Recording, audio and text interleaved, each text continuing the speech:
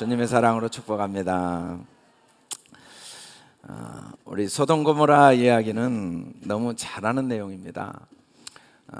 두 천사가 소돔성에 찾아왔는데 롯이 대접을 하죠. 근데 백성들 중에 노소 원근에서 다 모여가지고 천사들과 상관, 이걸 동성연애라고 하죠.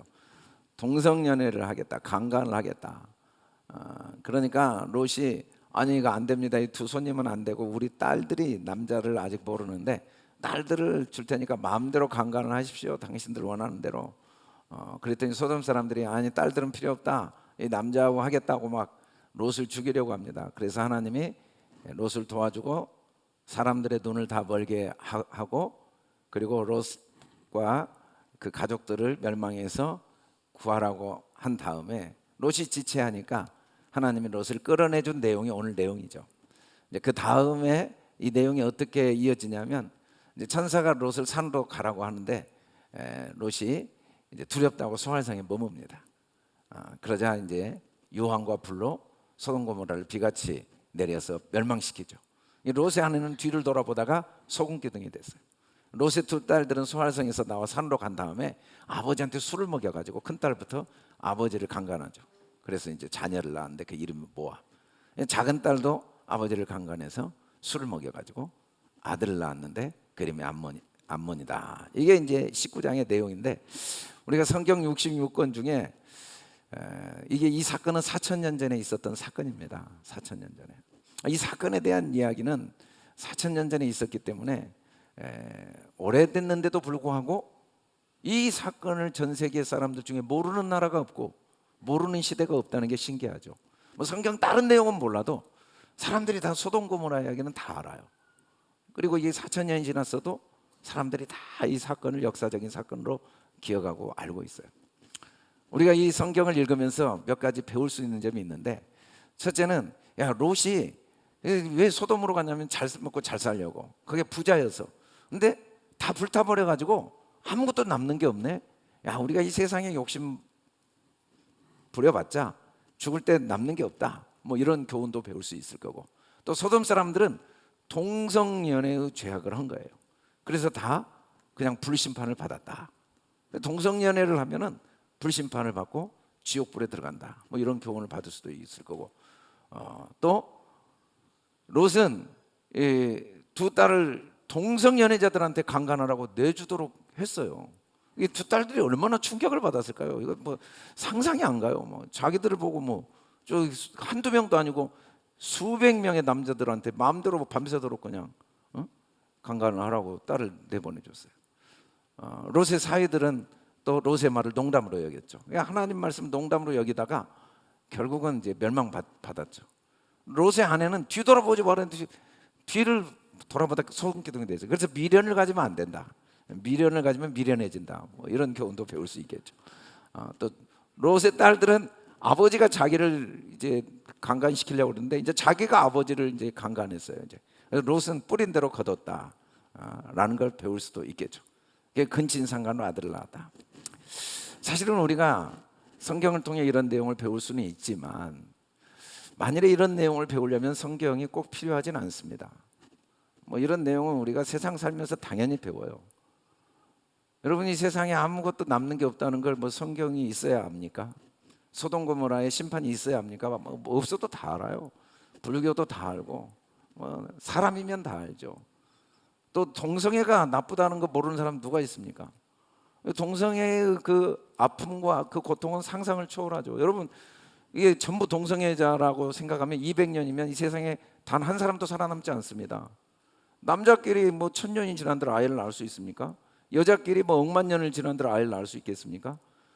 그 동성애보다 큰 저주는 없어요.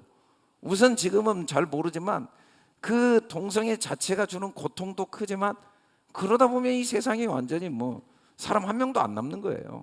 단 2명만 있어도 남자와 여자가 있으면 한 100년 뭐 지나면 수가 많아질 뿐 아니라 이제 한 300~400년 지나니까 저도 이제 우리 효령대군파인데 뭐 수를 셀 수가 없다고 그러더라고요. 한 600년 만에.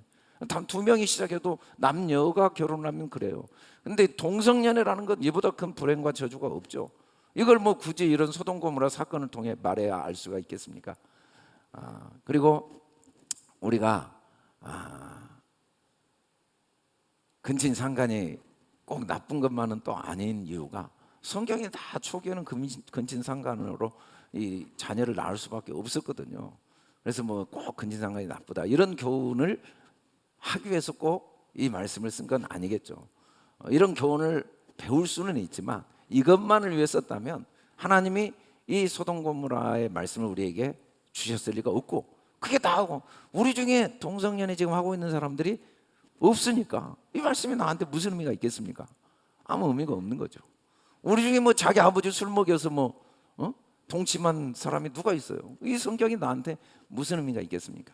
근데 이 성경은 그런 의미는 아니거든요. 나를 위해 써놓은 거거든요. 내 이야기지 옛날 이야기면 뭐라고 써놨겠습니까? 지금 오늘 사는 나의 삶에 대해서 가르쳐주게 쓰셨으니까 우리가 이런 교훈도 배워야 되지만 이 말씀이 내가 누구인가, 하나님이 누구인가를 잘 설명하기 위해서 역사적인 사건을 하나님이 기록해 놓은 거죠.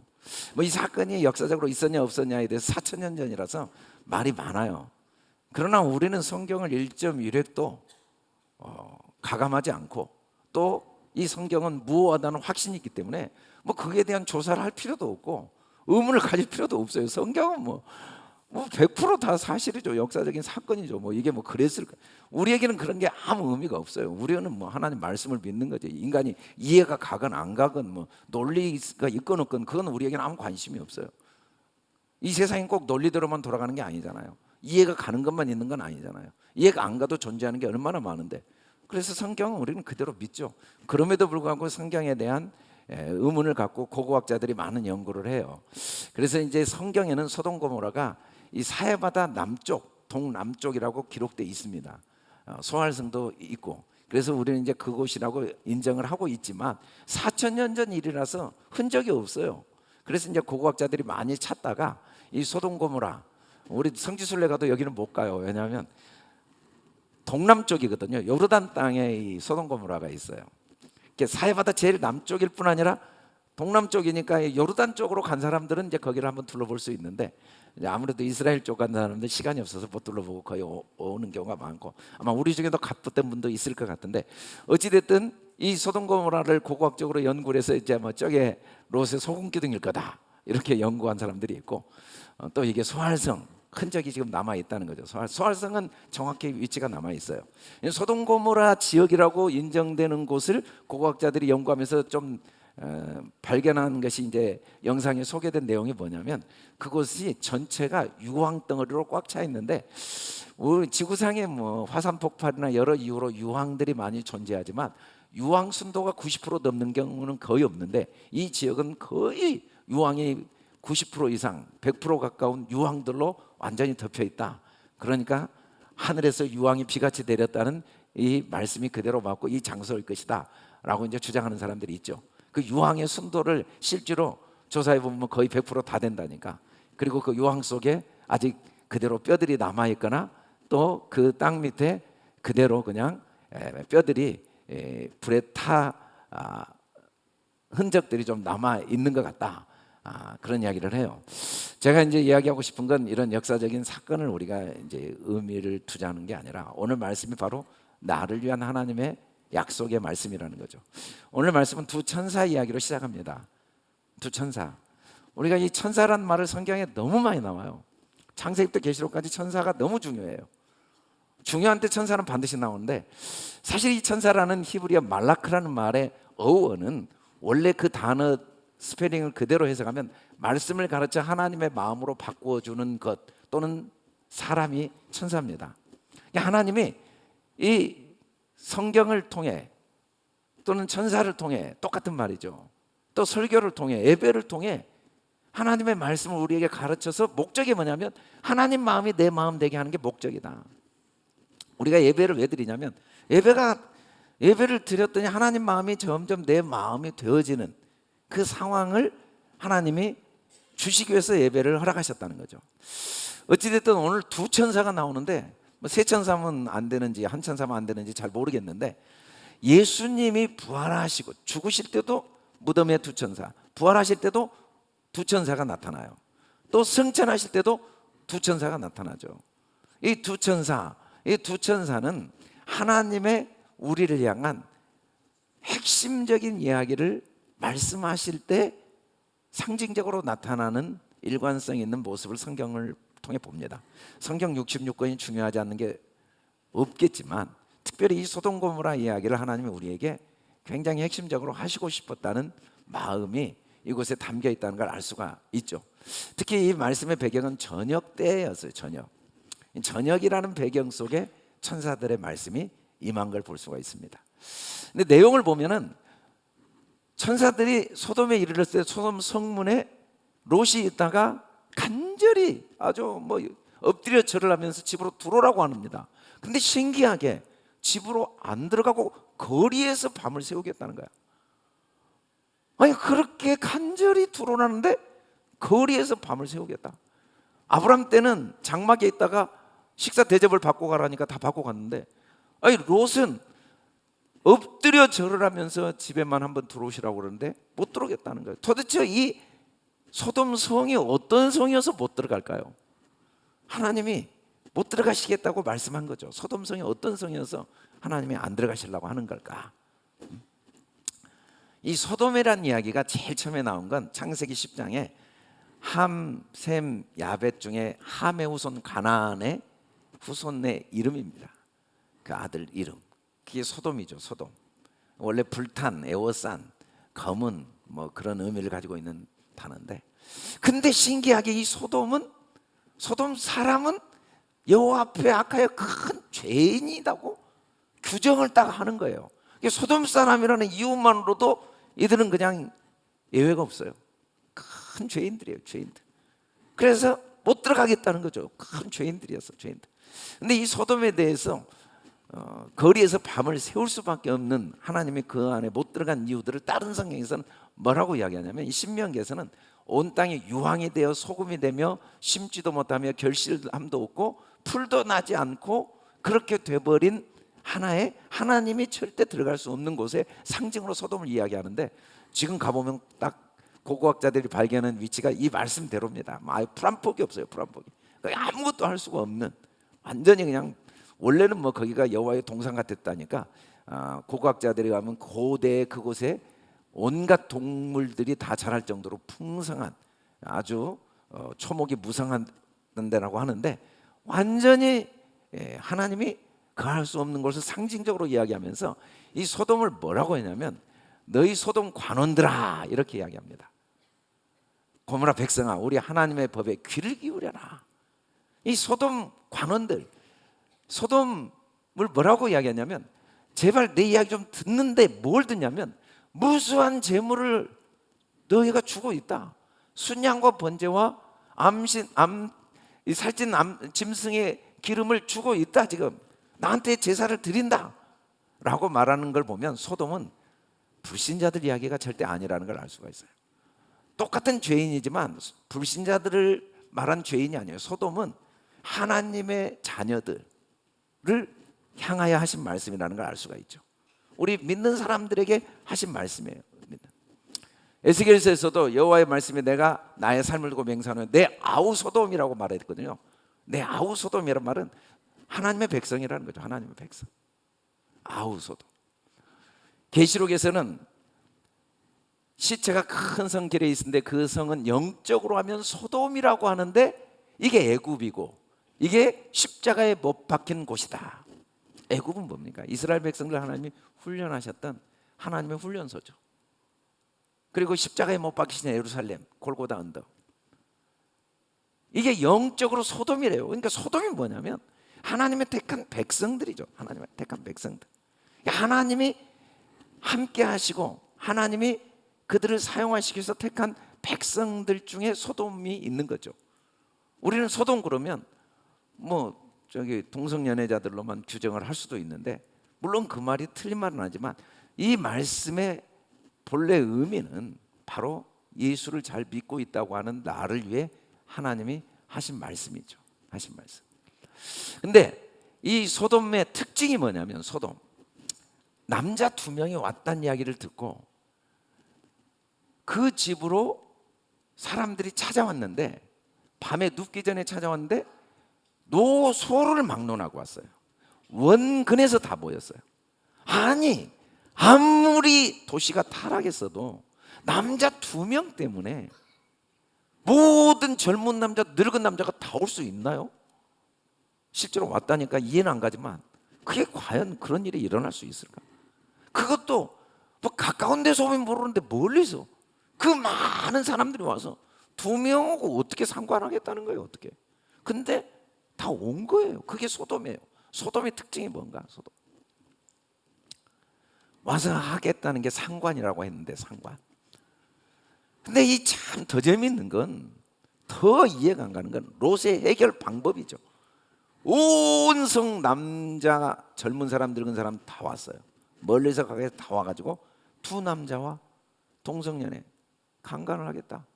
그러니까 야, 이 남자는 안 돼. 내가 2딸이 있는데, 똑같은 2딸이죠. 2명인데 2딸이 있는데 남자를 모르는 2딸이 있으니까 너희들한테 내어 죽게 끌어내버릴게. 내 딸을 끌어내가지고 너희 줄 테니까 너희 눈에 좋을 대로 마음대로 강간을 하든지 뭐 마음대로 해라. 이 사람한테는 도무지 일을 하지 마라. 이렇게 해결책을 제시합니다. 이 소돔의 모습이 어떤 모습인가? 결국은 싫다고 하죠. 여자 싫대요. 남자만 좋대요. 남자만. 상관을 남자하고 해야겠다. 근데 성경은 이 상관에 대해서 자세히 설명을 하고 있습니다. 상관이 뭔가? 원래 로마서 1장에 보면 모든 불의에 대해 하나님이 심판하시는 이유가 남자가 남자와 여자가 여자와 순리를 거슬려 하나님의 진리를 거슬려 죄를 범하는 사람들을 심판하신다고 하면서 이 상관이 뭔가를 자세히 설명해 줘요. 상관. 상관이 뭐냐면 불의, 추악, 탐욕, 악의, 시기, 살인, 분쟁, 악독이 가득하고 수근수근하고 비방, 또 능욕, 교만, 자랑, 부모를 거역하고 우매, 패역, 무정, 무자비. 그러면서 이게 안 좋다는 걸 알아요. 이렇게 사는 게 사형에 해당된다. 이 말은 이게 내게 아무 도움이 안 되고 유익이 안 되고 이게 부끄러운 일이라는 걸 아는데 알고 한다는 거. 알고. 모르고 하면 괜찮은데 알고 하는 거. 알고. 그리고 자기만 할 뿐 아니라 그런 일을 행하는 자들을 옳다고 이야기한다. 이걸 성경은 상관이라고 말합니다. 상관. 이 동성연애. 이 동성연애가 뭡니까? 하나님만이 우리의 남편이 되시는데 하나님 외에 내가 주인이 된 상태를 성경은 상관, 동성연애로 봐요. 여러분, 내 마음이 다른 사람과 하나 되는 과정을 우리는 잘 알아요. 아이들이 성장하면서 부모 마음 모르겠대요. 엄마 마음 몰라요. 상처받았대요. 왜냐하면 자기 마음으로 부모 마음을 판단하니까. 자기 마음을 내려놓고 부모 마음을 내 마음으로 받아들이면 다 이해가 가요. 그래서 부모에게 화가 나고 짜증이 나는 거죠. 우리가 내 마음이 주인이 되면 하나님과 상관을 하게 되는 거죠. 하나님을 간음하게 되는 겁니다. 2천사를 간음한 것처럼 세상은 동성연애 하면은 일단은 자녀를 못 낳게 되고 신체적으로도 많은 부작용이 있다고 의학자들이 이야기를 해요. 그건 둘째치고 시간 지나면 가문이 멸절해 버려요. 인류가 멸절해요. 이 동성연애 너무너무 비참한 거예요. 이 삶 자체가 비참한 거죠. 거슬러 올라가는 삶이 얼마나 괴롭습니까? 똑같아요. 예수님을 믿지만 우리가 교회 나와서 예배를 드리고 순양도 드리고 암염소도 드리고 우리가 제사를 드리고 피도 드리지만 여전히 마음의 주인이 나인 동안에는 우리가 맺어내는 열매는 불의, 추악, 탐욕, 악의, 시기, 살인, 분쟁, 사기, 악독, 수근수근은 이런 열매를 맺지 않을 수가 없어요. 이게 예수 믿는 사람이 이렇게 살면 안 된다는 걸 모르는 건 아닌데 맨날 염려하고 걱정하고 화가 나고 짜증나고 수근수근하고 비방하고 교만하고 무정해지고 무자비해지는 마음의 그 열매를 맺는 일을 안 할 수가 없다는 거죠. 이게 소돔의 특징입니다. 소돔은 하나님이 유일한 나의 남편이신데 하나님이 나의 유일한 머리이신데 하나님의 말씀이 내 마음이 돼야 되는데 예수 믿는다고 하면서도 여전히 세상 가치관, 내 생각, 내 감정, 내 입장, 내 고민, 내 염려, 내 능력이 마음에 채워져 있는 모습이 바로 소돔이들이죠. 소돔이들. 이게 간음자들이거든요. 이 간음의 열매는 너무 현저해요. 그래서 예수님을 믿어도 이런 모습의 삶에서 벗어날 수가 없어요. 하루를 살아도 마음에 하나님 마음이 내 마음 된 천국을 누리는 게 아니라 인생을 100년, 1000년을 살아도 이 중에 하나를 살고 있다는 거죠. 누가? 우리 모두가. 우리는 그렇게 살다가 하늘나라 가는 거죠. 그렇게 죽는 거예요. 예수 믿어도. 언제? 내가 주님 마음이 내 마음 안 되면. 목사면 뭐 하겠습니까? 속은 뻔하죠. 이런 내용으로 꽉 차 있어요. 주님 마음이 내 마음 아니면. 뭐 신앙의 연륜이 무슨 의미가 있겠습니까? 주님 마음이 내 마음 아니면. 이 수준에서 벗어날 수가 없는 그게 소돔이들이죠. 소돔이들. 그래서 하나님은 뭐라고 하시냐면 이곳을 멸해 주시겠다고 합니다. 여러분, 우리 안에 내 육신의 생각, 내가 살아오면서 경험했던 아픈 감정들, 상처받은 마음들, 내 그 견고한 생각들이 내 힘으로 없어지면은 하나님이 소돔을 왜 심판하세요? 절대 없어지지 않습니다. 그래서 주님이 멸하시러 오신 거죠. 어떻게? 예수님 이 땅에 오신 이유는 딱 하나예요. 우리 안에 소돔에 불을 태우기 위해서. 불을 땅에 던지러 왔다. 주님이 원하시는 건 딱 하나예요. 우리 안에 불이 붙은 거예요. 불. 우리가 신앙이 딱 하나예요. 예배드리는 이유, 마음에 불이 붙어야 돼요. 기도하는 이유, 불이 붙어야 돼요. 불이 붙으면 그 불이 어둠의 일을 책망해 줍니다. 그 불이 빛이 되어서 어둠의 일을 책망해 줘요. 그 순간 전부 빛으로 바뀌어 버려요. 신앙은 하나님의 말씀이 나를 징계해 주는 게 최고의 축복이죠. 우리가 예배를 드리면 이 말씀이 내 마음을 뜨겁게 하고 그 마음이 나를 책망하고 이 성경의 소돔의 모습이 바로 내 모습인 게 그대로 인정되어지고 그대로 마음에서 고백되어지는 그 은혜를 주시고자 하나님이 우리에게 예배를 허락하신 거죠. 와서 야 이거 좋은 말씀이네. 아 그러네. 뭐 소돔이 그랬네. 그게 다 이게 무슨 의미가 있냐. 불이 안 붙으면 불이 붙어야죠. 불이.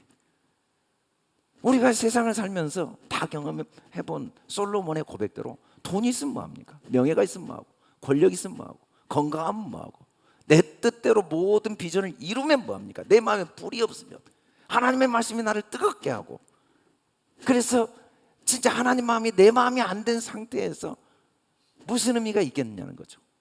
그래서 하나님은 이 소돔에 불을 태우러 오신 거예요.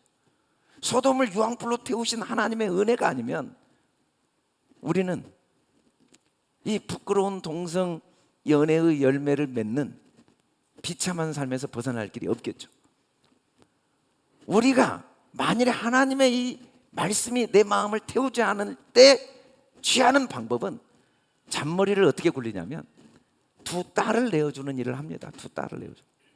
여러분 세상에서요 사람들이 하는 말이 머피하려다 머피하고 머피하려다 뱀피하려다가 뭐 호랑이 굴레 들어가서 우리가 하나님 앞에 내 마음이 불로 태워지지 않으면 하나님 말씀을 통해 이 이야기가 내 이야기로 인정되어지지 않으면 반드시 어리석은 방법을 택해요.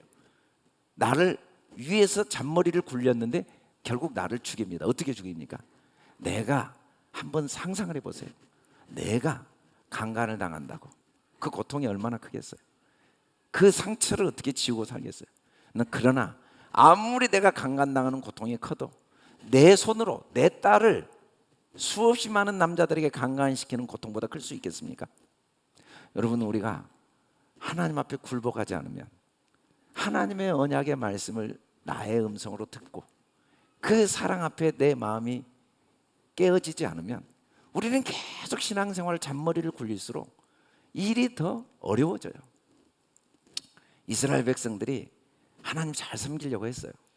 근데 에레미야서 보니까 하나님이 이 종교 지도자들에게 분노하시는 이유가 뭐냐면, 이들이 끊임없이 하나님이 가르쳐 주시는데도 교훈을 듣지 않아요. 그리고 뭘 하냐면 자기 아들, 딸을 몰렉이란 말이 왕이란 뜻인데 몰렉에게 바치는 일을 했어요. 우리가 이 이스라엘 성지순례 가면 흰 농골짜기를 지나가게 돼요.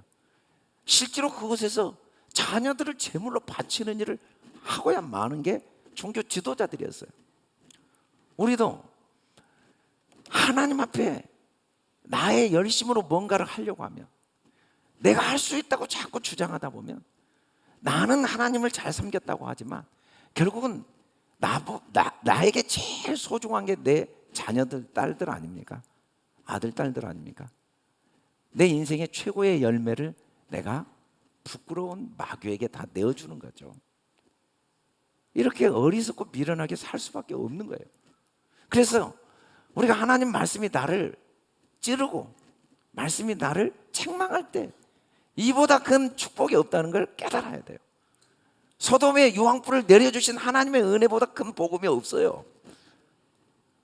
내가 그 소돔이고 그 유황불이 나를 위한 불이 되도록 우리는 기도해야 돼요. 소돔이 남 이야기가 아니고 내 이야기라는 걸 항상 인정해야 돼요. 그 속에서 하나님의 말씀이 내 마음에 불이 되도록 우리가 항상 기도해야 되죠. 사실은 롯이 택한 방법의 결과는 뭐냐면 해결이 되는 게 아니라 오히려 소돔 사람들이 롯을 죽이려고 합니다. 너를 대해야겠다. 너를 대해야겠다. 우리가 내 힘, 내 능력, 내 방법을 택할수록 신기하게 시험에 빠집니다. 우리는 오해하죠. 너 때문에 못 살겠다. 이것 때문에 힘들다. 아니에요. 내 생각이 안 죽어서 그래요. 아무도 나를 괴롭힐 수 없어요. 만일에 누구에 의해서 내가 괴롭힘을 당한다면 하나님일 수가 없죠. 내 인생이 남에 의해서 좌우되게 방치하시는 하나님이 하나님이시겠습니까? 내 아내가 나를 괴롭히고 내 남편이 나를 괴롭힐 수 있어요? 아니에요. 내 생각이 문제예요.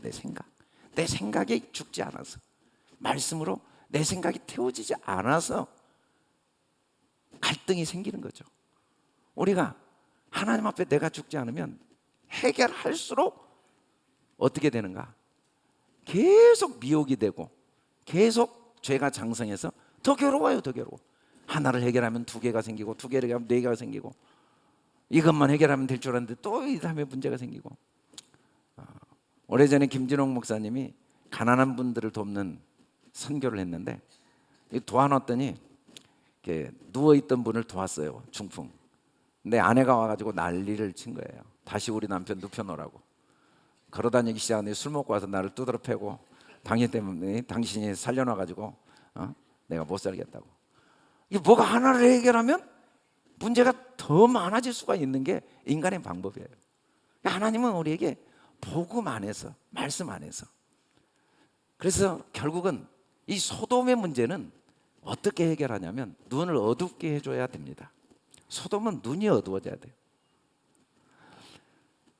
육체의 소욕은 성령을 거스리거든요. 그래서 육체의 소욕의 눈이 어두워지는 것, 이게 하나님의 말씀이고 우리가 예배드리는 이유죠. 가끔 물어봐요. 목사님 힘들죠? 이렇게 매주 설교 준비하느라고. 저는 이게 최고로 행복해요. 그리고 어디 가서 좀 놀으라면 재미가 하나도 없어요. 눈이 어두워졌어요. 저도 노는 거 좋아했는데 그렇게 어두워지게 하신 하나님의 은혜죠. 화를 내고 염려하면 더 괴로워요. 눈이 어두워졌어요. 그런데 눈이 밝아지면요, 염려를 아무리 안 하려고 해도 염려가 24시간 됩니다. 세상에 눈이 밝아져 보세요. 사람들이 미워요. 눈이 밝아져 보세요. 이 사람이 이게 문제고 이 사람이 이게 문제고 마음에 든 사람 하나도 없어요. 다 이것도 이거 문제고 걱정투성이에요. 눈이 밝아지면. 근데 하나님이 눈을 어둡게 해주시죠. 보는 자들 맹인되게 하시는 게 하나님의 말씀이에요. 자꾸 세상에 대해서는 우리가 눈이 어두워지고 하나님의 진리 안에서. 요셉의 인생이 얼마나 행복해요. 눈이 밝아보세요. 노예로 팔려가서 눈이 밝아보세요. 다 보이죠? 형들 다 보이죠. 이 왼수들. 그리고 보이죠. 내가 왜 노예야? 나 노예 아니야. 노예 생활 재밌게 하겠어요. 감옥에 가서 다 보이죠. 이 거짓말쟁이들. 근데 눈이 다 어두워진 거예요. 왜? 하나님께만 눈이 밝아졌으니까. 하나님의 선한 뜻이 있지. 이 배후에 보이지 않는 이 어둠의 손을 붙잡고 있는 하나님의 손이 있지. 하나님은 말씀을 통해 우리 눈을 어둡게 하십니다. 그래서 성령의 인도를 받기를 원하세요. 소돔은 눈이 어두워져야 되고 불로 태워져야 돼요. 소돔은 문을 못 찾아야 돼요. 우리가 변화되지 않는 상태에서 노력을 하면 일이 잘 안 되는 게 축복이에요. 문이 다 막혀야 돼요. 막혀. 하나님의 은혜로 변화되는 과정과 함께 문이 열려야지. 문만 열리면 뭐 하겠어요? 같이 소돔에서 멸망당하는데. 멸망. 하나님이 결국은 사람들을 성 밖으로 끌어내라고 이야기하는데 결혼은 아직 안 했어요. 결혼할 사위들한테 이야기했더니 농담으로 이야기해요. 농담. 근데 이 농담이라는 단어가 참 성경에 굉장히 재밌어요. 지금 반복해서 사라가 웃었거든요. 아브라함도 웃고 나중에 이삭이 웃음인데 똑같은 이치야, 똑같은 웃음을 쓰고 있어요. 여러분, 하나님이 우리가 하나님의 복음을 깨닫고 웃기를 원하세요. 세상에 눈에 보이는 걸 보고 웃기를 원하지 않으세요. 우리가 세상을 보고 나 자신을 보고 울기를 원하세요. 웃으면 안 돼요. 말씀을 통해 내 마음이 애통해야 돼요.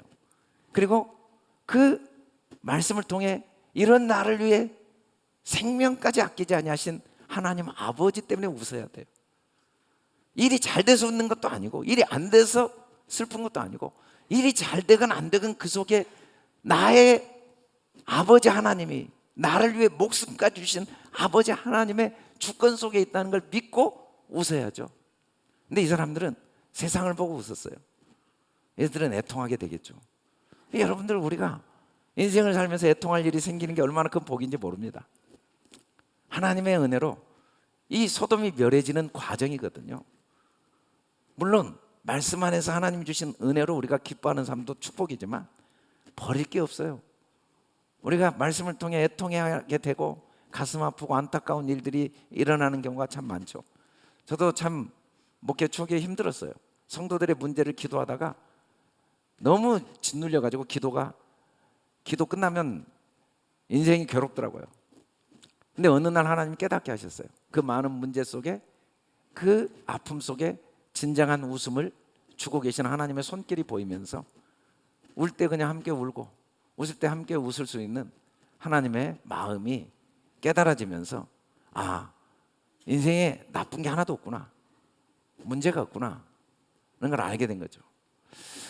어찌됐든 이들은 농담으로 여겼는데 동이 트어서 천사가 재촉을 합니다. 이제 아침이 왔으니까 빨리 나가라. 그러지 않으면 지금 불에 다 죽은다. 근데 아무리 재촉을 해도 지체를 하는 거예요. 지체.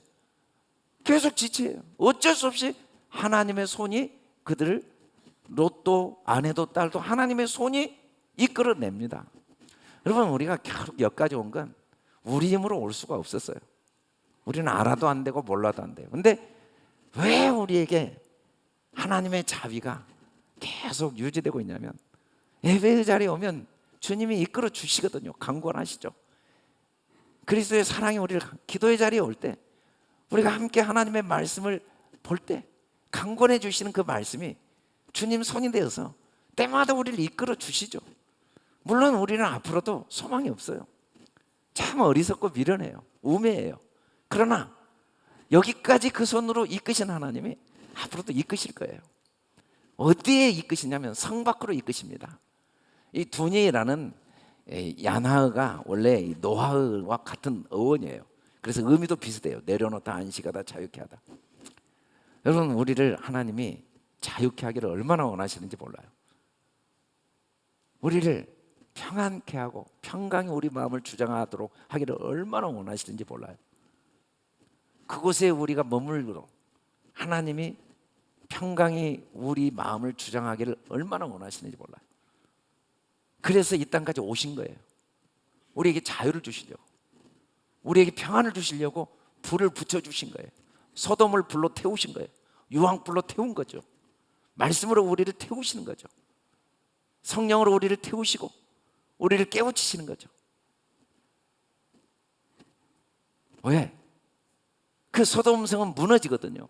심찬 음성으로 외치되 무너졌다 무너졌다 큰 성 바벨론이 귀신에 쳐서 각종 더러운 영이 모이는 곳과 각종 더럽고 가증한 새들이 모이는 게 소돔 성이고 바벨론 성이고 성이에요. 성. 우리는 성 쌓는 게 인생의 최고 목적입니다. 좀 내가 돈도 모아놓고 권력도 모아놓고 명예도 모아놓고 다 이것저것 내 성을, 여러분 성 아무리 쌓아도 거기에 자유 없어요. 안식 없어요. 하나님은 우리에게 그런 눈에 보이는 성들을 도구로 주셨지 그 성을 성으로 주시지 않았어요. 그 성을 도구로 영원한 나의 산성이신 주님, 참된 성이신 주님 안에 들어오기를 원하시죠. 그래서 주님은 우리를 불로 태우시고 이끌어내시는 일을 끊임없이 하시는데, 여러분 우리가 어떻게 불로 태워집니까? 어떻게 십자가에 우리가 죽습니까? 여러분 한번 오늘 집에 가서 손에다 못을 박아 보실랍니까? 그리스도와 함께 못 박히기 위해서 1분도 못 참아요. 1분이 뭐예요? 1초도 못 참고 못 박으려고 하는 순간 튀어나올 거예요. 우리 그렇게 못 죽어요. 생각이 죽어야 돼요. 생각이 죽는 거예요. 모든 생각이 그리스도에게 죽어야 돼요. 하나님의 절대적인 사랑 앞에 생각이 죽어야 돼요. 아멘. 하나님의 복음 앞에 내 생각이 죽어야 돼요. 끊임없이 내 생각을 죽어야 돼요. 내가 경험한 생각, 내가 느끼고 있는 생각, 내가 이해한 생각을 죽여야 돼요. 그게 아니에요. 하나님의 복음이 진정한 내 생각이 되도록, 그게 하나님이 우리를 상 밖에 두시기 위해서 말씀을 통해 계속 일하시는 거죠. 우리는 하나님의 손에 인도함을 받아야 됩니다. 그의 능하신 손 아래 겸손하게 인도함을 받는 첫 번째 방법은 염려를 주께 맡겨야 돼요. 여러분 인생의 염려, 자녀의 염려, 건강의 염려, 과거와 미래의 염려, 일단은 맡기지 않으면 안 돼요.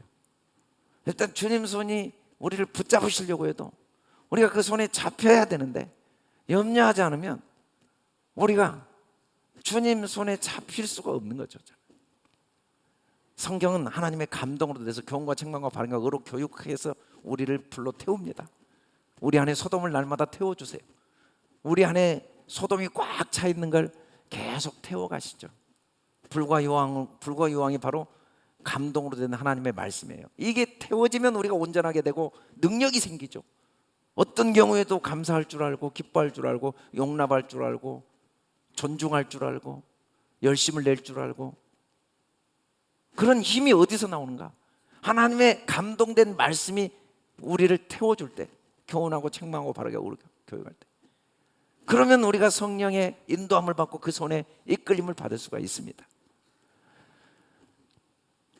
오직 성령의 열매는 사랑과 희락과 화평과 오래 참과 자비 양서 충성 온유 절제인데, 이걸 막을 법이 없다 이 말. 우리가 하나님의 감동으로 말씀을 나에게 주신 음성으로 듣고 그 말씀이 내 생각을 태워주시면 이 성령의 열매를 맺어내는 걸 막을 길이 없어요.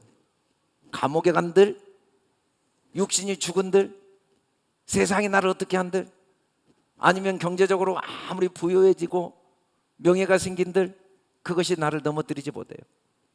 예수님을 마귀가 시험하다가 안 되니까 모든 영광과 권세를 주겠다고 그랬거든요. 그걸로 넘어뜨리려고 그랬죠. 그러나 우리가, 내 생각이 죽으면 부에 처하건 가난에 처하건 그게 나를 넘어뜨릴 수가 없죠. 하나님의 능력으로 온전케 되니까. 그래서 우리는 십자가에 죽어야 돼요. 십자가에 죽어야 돼요. 어떻게 죽는가?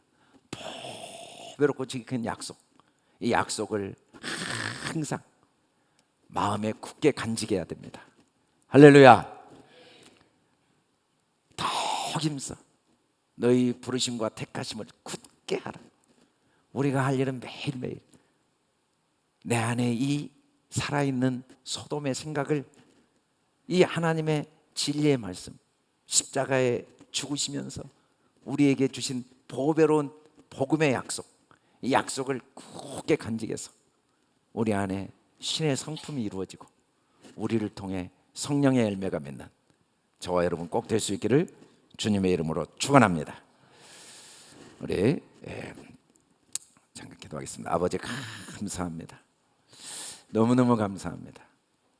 우리 안에 행하시는 주님을 찬양합니다.